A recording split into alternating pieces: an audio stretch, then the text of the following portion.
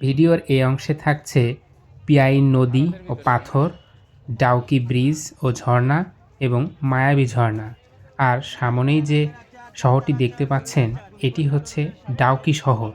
আর এটি সম্পূর্ণ ভারতের অংশ। আর আমরা যে প্রান্তে দাঁড়িয়ে আছি এটা বাংলাদেশের অংশ।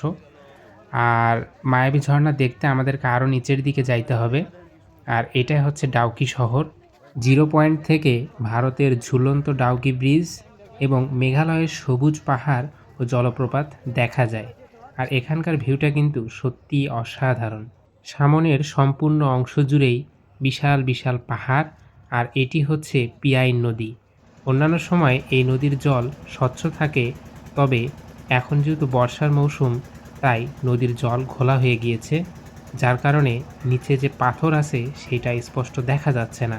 মায়াবী ঝর্ণা দেখতে হলে সিলেটের জাফলংয়ের 0 পয়েন্ট থেকে নৌকায় গিয়ে বা পায়ে হেঁটে, যদি জল না থাকে সেক্ষেত্রে পায়ে হেঁটেই যাওয়া যায়। তবে জল থাকলে এরকম নৌকায় উঠে সংগ্রামপুঞ্জ এলাকায় অবস্থিত মায়াবী ঝর্ণা ঘুরে আসা যায়। আর সেটা দেখার উদ্দেশ্যে আমরা রওনা দিয়ে দিয়েছি। তবে এখানে যে সামনের অংশটা দেখতে পাচ্ছেন এটার ভিউ কিন্তু অনেক সুন্দর। আর ওই যে দূরে একটা ব্রিজ দেখা যাচ্ছে এটাই কিন্তু ডাউকি ব্রিজ, যেটা ভারতের মেঘালয় রাজ্যে অবস্থিত। আর ওপারে কিছু লোক দেখা যাচ্ছে, সম্ভবত ওরা বাংলাদেশেরই লোক, তবে ওখানে সীমানা বেষ্টন করা আছে, যার জন্য ওই সীমানা অতিক্রম করে সামনের দিকে যাওয়া যাবে না। জাফলং 0 পয়েন্ট সিলেটের গোয়াইনঘাট উপজেলায় অবস্থিত বাংলাদেশ ও ভারতের মধ্যকার একটি আন্তর্জাতিক সীমানা ও দর্শনীয় পর্যটন স্পট। খাসিয়া জয়ন্তিয়া পাহাড়ের পাদদেশে পিয়াইন নদীর তীরে অবস্থিত এই স্থানে ভারতের মেঘালয়ের রাজ্য পাহাড়, স্বচ্ছ জল এবং ঐতিহাসিক ডাউকি সেতু একসঙ্গে উপভোগ করা যায়। আমরা মূলত দুপুরের খাওয়া দাওয়া শেষ করে এই মায়াবী ঝর্ণা দেখার উদ্দেশ্যে রওনা দিয়ে দিয়েছি। তবে আমাদের দুপুরের খাবার একটু দেরি হয়ে গিয়েছে। আর আমরা এখানে পৌঁছাইতে প্রায় 3টার মতো বেজে গেছে। আর আজকে যেহেতু অন্য কোনো স্পটে যাওয়ার নেই, তাই বাকিটা সময় জুড়ে আমরা এই মায়াবী ঝর্ণার আশেপাশেই থাকব এবং এখানকার সৌন্দর্য উপভোগ করব। তো কথা বলতে বলতে আমরা প্রায় চলেই আসছি মায়াবী ঝর্ণার কাছাকাছি। আর বোট থেকে নেমে 5 থেকে 10 মিনিটের মতো হাঁটলেই এই মায়াবী ঝর্ণার দেখা পাওয়া যায়। আর যে পাশ দিয়ে আসবেন তার 2 পাশ দিয়ে অনেক দোকানপাট বসেছে। এখানে কেনার মতো অনেক জিনিসই আছে, তার মধ্যে বিশেষ করে সিলেটের যে চা, এইটা এখানে অ্যাভেলেবেল পেয়ে যাবেন।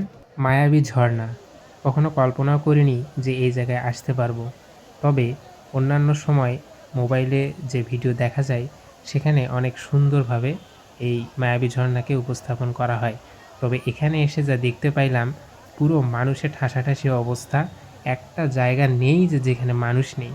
যেহেতু এই সময়ে মায়াবী ঝর্ণার আসল রূপটা ভালোভাবে দেখা যায়, তাই মানুষের উপস্থিতি হওয়াটাও স্বাভাবিক। সংগ্রামপুঞ্জি ঝর্ণার স্থানীয় নামই হচ্ছে মায়াবী ঝর্ণা। জাফলং 0 পয়েন্ট থেকে ভারতের সীমান্তে অবস্থিত মায়াবী ঝর্ণা যেতে মাত্র 15 থেকে 20 মিনিট সময় লাগে। বিএসএফের প্রহরায় বাংলাদেশিরা সংগ্রামপুঞ্জি ঝর্ণা দেখতে যেতে পারে। পাহাড়ের গা বেয়ে ঝর্ণার জল নেমে পুকুরের মতো সৃষ্টি হয়েছে। এই ঝর্ণায় রয়েছে মোট 3টি ধাপ। ভ্রমণ পাগল মানুষের জন্য আদর্শ অ্যাডভেঞ্চারের জায়গা হলো সংগ্রামপুঞ্জি ঝর্ণা।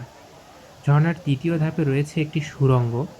এই সুড়ঙ্গ পথের শেষ এখন পর্যন্ত অজানা।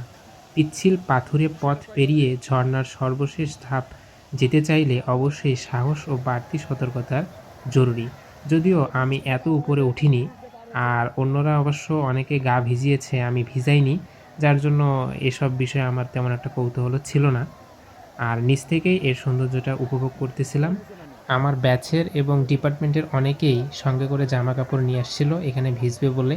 আমি অবশ্য নিয়ে আসিনি, সেজন্য ভেজা হয়নি। তো পুরো বিকালটা জুড়েই আমরা ওখানে ছিলাম, সকলে মিলে অনেক মজা করলাম, ছবি টবি তুললাম, ভিডিও করলাম।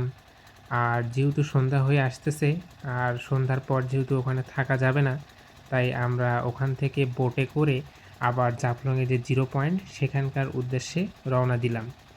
আর সর্বোপরি আমাদের পুরো ট্রিপটা অনেক ভালো ছিল। খরার মৌসুমে অবশ্য পিয়াইন নদীতে জল অনেক কম থাকে। আর আমরা মানে বাঙালিরা চাইলে অবশ্য আরেকটু সামনের দিকে যাইতে পারি। আর এখন যেহেতু বর্ষা মৌসুম, পুরো নদী ভরে গেছে। আর মাঝি মামারাও ওইদিকে যাইতে চাচ্ছে না। আর ওইদিকে যেহেতু বর্ডার এলাকা, তাই আমরা ওইদিকে না গিয়ে আবার জিরো পয়েন্টের এইদিকে চলে আসলাম। তো সর্বোপরি মায়াবী ঝর্ণা, পিয়াইন নদী, ডাউকি শহর, পাহাড় সব কিছু মিলেই আমার কাছে এই ভ্রমণটা অনেক বেশি ভালো লেগেছে। তবে মাঝে মধ্যে বৃষ্টি হচ্ছিল। ভিডিওটা অনেক বেশি বড় হয়ে গিয়েছে, হয়তো পুরো ভিডিওটা আপনারা দেখবেন না। তারপরেও ভিডিওটা আমার তৈরি করা, আর এইটা আমার স্মৃতি হিসেবে রাখা। এজন্যই ভিডিওটা আমি শর্ট করিনি, লং হিসেবেই রেখেছি। যদি কারো ভালো লাগে তাহলে পুরো ভিডিওটাই দেখবে, আর যদি ভালো না লাগে তাহলে দেখবে না। আর যারা ধৈর্য সহকারে আমার এই পুরো ভিডিওটা দেখেছেন তাদের উদ্দেশ্যে বলবো অসংখ্য ধন্যবাদ।